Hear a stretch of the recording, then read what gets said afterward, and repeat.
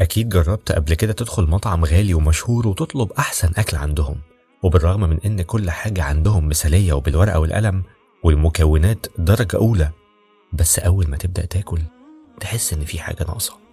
الأكل ملوش طعم، مش وحش بس ملوش روح، ما بيحسسكش بالدفى اللي كنت مستنيه.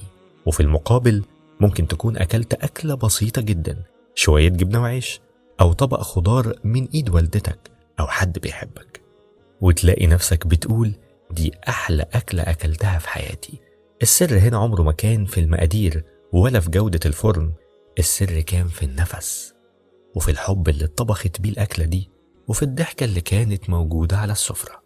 احنا في حياتنا بقينا نهتم بالغلاف أكتر من المضمون، بنهتم إن شكل حياتنا قدام الناس يكون مثالي، وبنصرف وقت ومجهود كبير علشان نوصل للكمال في المظاهر، بس بننسى إن الحاجة اللي بتتعمل من غير حب ومن غير نفس صافية بتطلع في الآخر باردة وما بتشبعش.